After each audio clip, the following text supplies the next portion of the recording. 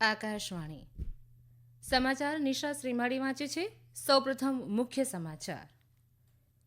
લોકસભા ચૂંટણીના પાંચમા તબક્કાના પ્રચાર પડઘમ શાંત. સોમવારે 7 રાજ્ય અને 1 કેન્દ્રશાસિત પ્રદેશની 49 બેઠક માટે મતદાન થશે. પ્રધાનમંત્રી નરેન્દ્ર મોદીએ ઉત્તર પૂર્વ દિલ્હી હરિયાણામાં જાહેરસભા સંબોધી. શ્રી મોદીએ કહ્યું, આજે આપણા દુશ્મનો કંઈક કરતા પહેલા 100 વાર વિચારે છે. લોકસભા ચૂંટણીના પાંચમા તબક્કા માટે વિવિધ રાજકીય પાર્ટીના સ્ટાર પ્રચારકોએ ઉત્તર પ્રદેશમાં પ્રચાર કર્યો. જમ્મુ કાશ્મીરમાં 26,000 કાશ્મીરી પંડિત મતદારોમાંથી કુલ 18,000 પરપ્રાંતીય મતદારો સોમવારે લોકસભા ચૂંટણી માટે મતદાન કરશે. દિલ્હીની અદાલતે મુખ્યમંત્રી કેજરીવાલના અંગત સચિવ વિભવ કુમારની આગોતરા જામીન અરજી ફગાવી. અને આજે આઈપીએલ ક્રિકેટમાં રોયલ ચેલેન્જર્સ બેંગ્લોર અને ચેન્નઈ સુપર કિંગ્સ વચ્ચે બેંગ્લોરમાં મેચ ચાલી રહી છે. સમાચાર વિગતવાર. લોકસભા ચૂંટણીના પાંચમા તબક્કા માટે આગામી 20 મેના રોજ મતદાન થશે. આ તબક્કા માટેની ચૂંટણીના પ્રચાર પડઘમ આજે સાંજે શાંત થઈ ગયા છે. આ તબક્કામાં 7 રાજ્ય અને 1 કેન્દ્રશાસિત પ્રદેશની કુલ 49 બેઠક માટે મતદાન થશે. આજે વિવિધ રાજકીય પક્ષના સ્ટાર પ્રચારકોએ વિવિધ રાજ્યોમાં જાહેર સભાને સંબોધી પ્રચાર કર્યો હતો. ભાજપના વરિષ્ઠ નેતા અને પ્રધાનમંત્રી નરેન્દ્ર મોદીએ હરિયાણાના અંબાલા અને સોનીપતમાં જાહેર સભા સંબોધી હતી. સોનીપતમાં સભાને સંબોધતા શ્રી મોદીએ કોંગ્રેસ અને ઇન્ડી ગઠબંધન ઉપર પ્રહાર કર્યા હતા. સાથે જ તેમણે જણાવ્યું કે દેશ અત્યારે વર્ષ 2036માં ભારતમાં યોજાનારી ઓલિમ્પિક રમત અંગે યોજના બનાવી રહ્યું છે. આગામી સમયમાં હરિયાણા અને સોનીપતના યુવાનો દેશમાં સૌપ્રથમ વખત યોજાનારી ઓલિમ્પિકમાં સુવર્ણચંદ્રક જીતશે. અંબાલામાં સભાને સંબોધતા શ્રી મોદીએ કહ્યું, આજે દેશમાં મજબૂત સરકાર હોવાથી આપણા દુશ્મનો કંઈ પણ કરતા પહેલા 100 વખત વિચારે છે. પ્રધાનમંત્રીએ કલમ 370 અંગે પણ વિપક્ષ પર પ્રહાર કરતા કહ્યું કે હરિયાણાના લોકોમાં અનોખી દેશભક્તિ હોય છે. તેઓ દેશ વિરોધી તત્વોને સારી રીતે ઓળખે છે. ભાજપના વરિષ્ઠ નેતા રાજનાથસિંહે કહ્યું કે પ્રખ્યાત અર્થશાસ્ત્રીઓ અને નાણાકીય સંસ્થાઓએ નોંધ્યું છે કે છેલ્લા 10 વર્ષમાં મોદી સરકારની પહેલોએ 25 કરોડ લોકોને ગરીબી રેખામાંથી બહાર આવવામાં મદદ કરી છે. ઉત્તર પ્રદેશના બસ્તી જિલ્લામાં ભાજપના ઉમેદવારના સમર્થનમાં રાજકીય સભાને સંબોધતા શ્રી સિંહે કહ્યું કે ભાજપે ક્યારેય લોકોને ગેરમાર્ગે નથી દોર્યા. તેમણે વધુમાં કહ્યું કે આજે સમગ્ર વિશ્વમાં ભારત માટેનો દૃષ્ટિકોણ બદલાયો છે. દરેક દેશના નેતાઓ આજે કહી રહ્યા છે કે 21મી સદી ભારતની છે.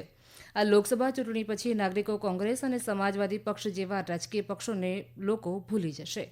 કેન્દ્રીય ગૃહમંત્રી અને ભાજપના વરિષ્ઠ નેતા અમિત શાહે ઝાંસી ખાતે જાહેર સભાને સંબોધતા કહ્યું કે ભાજપ અત્યાર સુધી લોકસભા ચૂંટણીના ચોથા તબક્કા સુધીમાં લોકસભાની 270 બેઠક જીતી ગયું છે અને હવે ચૂંટણીના પાંચમા તબક્કા બાદ 300 બેઠક તરફ ભાજપ આગળ વધી રહ્યું છે. શ્રી શાહે કોંગ્રેસ ઉપર પ્રહાર કરતા જણાવ્યું કે ઇન્ડી ગઠબંધન માત્ર પોતાના પરિવાર અંગે વિચારે છે. તેમણે જણાવ્યું કે 70 વર્ષની રાહ જોયા બાદ પ્રધાનમંત્રી નરેન્દ્ર મોદીએ અયોધ્યા શ્રીરામ મંદિરની પ્રાણ પ્રતિષ્ઠા કરી. તેમણે કોંગ્રેસની ટીકા કરતા કહ્યું કે તેઓ રામ મંદિરની પ્રાણ પ્રતિષ્ઠાને યોગ્ય નથી ગણતા.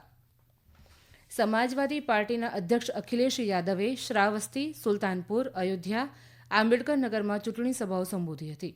અયોધ્યામાં જાહેર સભાને સંબોધતા શ્રી યાદવે કહ્યું, ઇન્ડી ગઠબંધનની સરકાર બનશે તો અમે અગ્નિવીર યોજનાને હટાવી કાયમી ભરતી કરીશું.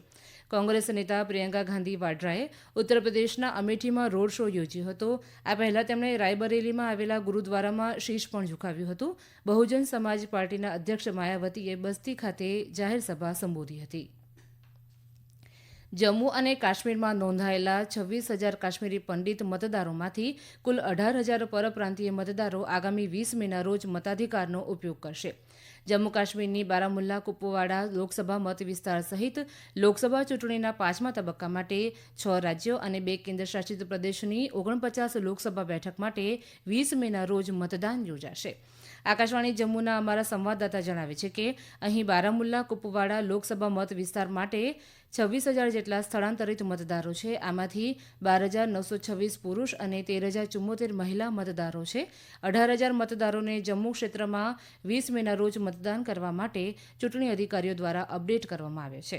ચૂંટણી તંત્રએ સ્થળાંતર કરીને આવેલા મતદારો માટે 29 મતદાન મથક સ્થાપિત કર્યા છે. આમાંથી 24 જમ્મુમાં, 4 દિલ્હી અને 1 ઉધમપુરમાં છે. બીજી તરફ સવારે 6 વાગ્યાથી સાંજના 6 વાગ્યા દરમિયાન મતદારો માટે આવવા લઈ જવાની સુવિધા પણ ઉપલબ્ધ કરાઈ છે. આ વખતે પરપ્રાંતીય મતદારો માટે જમ્મુમાં 3 વિશેષ મતદાન મથક પણ સ્થાપિત કરવામાં આવ્યા છે.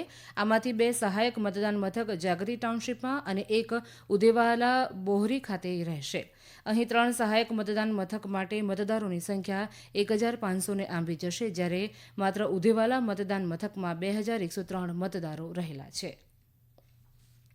અરવિંદ કેજરીવાલના અંગત સચિવ વિભવકુમારની આગોતરા જામીન અરજી 30,000 કોર્ટે ફગાવી દીધી છે. કોર્ટે કહ્યું કે આરોપીની પહેલાથી જ ધરપકડ થઈ હતી, એટલે આ અરજી ઉપર સુનાવણી વ્યાજબી નથી. દિલ્હી પોલીસે મુખ્યમંત્રી અરવિંદ કેજરીવાલના અંગત સચિવ વિભવકુમારને આમ આદમી પાર્ટીના સાંસદ સ્વાતિ માલીવાલ સાથે દુર્વ્યવહાર કરવા બદલ ધરપકડ કરી છે. તેને આજે દિલ્હીની સિવિલ લાઇન્સ પોલીસ હોસ્પિટલ સ્ટેશને લઈ જવામાં આવ્યા હતા. આ પહેલા શ્રીમતી માલીવાલે વિભવકુમાર સામે 13 મેના રોજ મુખ્યમંત્રી કેજરીવાલના આવાસ ઉપર તેમને હેરાન અને શોષણ કરવાની ફરિયાદ નોંધાવી હતી. તેના જવાબમાં વિભવકુમારે પણ શ્રીમતી માલીવાલ સામે ફરિયાદ નોંધાવી છે, જેમાં તેમણે આક્ષેપ કર્યો છે કે ઘટનાના દિવસે માલીવાલ મુખ્યમંત્રીના આવાસમાં ગેરકાયદેસર રીતે પ્રવેશ કરી રહ્યા હતા. ભાજપના વરિષ્ઠ નેતા અને આસામના મુખ્યમંત્રી હિમંતા બિસ્વા શર્માએ એનડીએ ઉમેદવારોના સમર્થનમાં બિહારના બક્સર, સિવાન અને મુઝફ્ફરપુરમાં જાહેર સભાઓ સંબોધી હતી. શ્રી બિસ્વાએ શર્માએ આક્ષેપ કર્યો કે કોંગ્રેસ મતબેંકની રાજનીતિનો એજન્ડા ચલાવી રહી છે અને ધાર્મિક આધાર ઉપર અનામતને સમર્થન આપી રહી છે. તેમણે કહ્યું કે પ્રધાનમંત્રી નરેન્દ્ર મોદીએ જાતિ, સંપ્રદાય અને ધર્મના ભેદભાવ વિના દેશના તમામ નાગરિકો માટે કામ કર્યું છે, તેથી તમામ લોકોને એનડીએ સરકારની નીતિઓનો લાભ મળી રહ્યો છે. જ્યારે ભાજપના નેતા અને કેન્દ્રીય મંત્રી પ્રહલાદ જોશીએ આક્ષેપ લગાવ્યો કે કોંગ્રેસ અને આરજેડી લોકોને ગેરમાર્ગે દોરવાનો પ્રયાસ કરી રહ્યા છે. લોકો ચૂંટણીમાં ઇન્ડી ગઠબંધનને પાઠ ભણાવશે, જ્યારે જનતા દળ યુનાઇટેડના પ્રમુખ અને મુખ્યમંત્રી નીતિશ કુમારે મહારાજગંજ અને મુઝફ્ફરપુર સંસદીય મત વિસ્તારોમાં જાહેર સભા સંબોધી હતી. શ્રી કુમારે કહ્યું કે આરજેડી નેતા તેજસ્વી પ્રસાદ યાદવ બિહારમાં એનડીએ સરકાર દ્વારા કરવામાં આવેલા કામોનો શ્રેય લેવાનો પ્રયાસ કરી રહ્યા છે. તો કોંગ્રેસના વરિષ્ઠ નેતા સલમાન ખુરશીદે પટનામાં ભાજપ સાંપ્રદાયિક રાજનીતિ રમી રહ્યું હોવાનો આક્ષેપ લગાવ્યો હતો, જ્યારે આરજેડી નેતા અને ભૂતપૂર્વ નાયબ મુખ્યમંત્રી તેજસ્વી પ્રસાદ યાદવે સારણ, વૈશાલી, મધુબની અને સીતામઢી સંસદીય મત વિસ્તારમાં ચૂંટણી સભાને સંબોધી હતી. શ્રી યાદવે કહ્યું કે કેન્દ્રમાં છેલ્લા 10 વર્ષથી સત્તામાં હોવા છતાં ભાજપે બિહારની સમસ્યાઓના ઉકેલ માટે કંઈ કર્યું નથી. આઈપીએલ ક્રિકેટમાં આજે રોયલ ચેલેન્જર્સ બેંગ્લોર અને ચેન્નઈ સુપર કિંગ્સ વચ્ચે બેંગ્લોરના એમ ચિન્નાસ્વામી સ્ટેડિયમમાં મેચ રમાઈ રહી છે. રોયલ ચેલેન્જર્સ બેંગ્લોર પહેલા બેટિંગ મેદાને ઉતરી છે. ગઈકાલે રમાયેલી મેચમાં લખનૌ સુપર જાયન્ટ્સે મુંબઈ ઇન્ડિયન્સને 18 રનથી પરાજય આપ્યો હતો. આ જીત છતાં લખનૌની ટીમ પ્લેઓફમાંથી બહાર થઈ ગઈ છે. મુંબઈ ઇન્ડિયન્સની ટીમ પહેલાથી જ બહાર થઈ ગઈ છે. ભારતના બેડમિન્ટન ખેલાડી ચિરાગ શેટ્ટી અને સ્વસ્તિક રાજ રેન્કી રેડ્ડીની જોડીએ થાઇલેન્ડના બેંકોકમાં ચાલી રહેલી થાઇલેન્ડ ઓપન બેડમિન્ટનની મેન્સ ડબલ્સની ફાઇનલ્સમાં સ્થાન મેળવી લીધું છે. ભારતીય જોડીએ સેમીફાઇનલમાં એમસી લુ અને તાંગકાઈ વેઈની તાઇવાનની જોડીને 21-11, 21-12થી રમતમાં હરાવીને નિર્ણાયક વિજય મેળવ્યો હતો. ભારતીય ખેલાડીઓનો સામનો હવે આવતીકાલે ફાઇનલમાં તાઇવાનના લિયુ યી અને ચીનના ચેન બોયાંગ સાથે થશે. ઓડિશામાં લોકસભા ચૂંટણીના 5મા તબક્કા દરમિયાન બારગઢ, સુંદરગઢ, બલાંગીર, કંધમાલ અને અસ્કા લોકસભા બેઠક અને તેની હેઠળ આવનારી 35 વિધાનસભા બેઠકો માટે 20 મેના રોજ મતદાન થશે. અહીં 9,162 મતદાન કેન્દ્રો ઉપર કર્મચારીઓને પહોંચાડવાનું શરૂ કરવામાં આવ્યું છે. સ્વતંત્ર અને નિષ્પક્ષ ચૂંટણી કરવા માટે પોલીસની 102 કંપની તહેનાત કરવામાં આવી છે. 200 એવા મતદાન કેન્દ્ર બનાવવામાં આવ્યા છે, જેનું સંચાલન માત્ર મહિલા કર્મચારીઓ જ કરશે.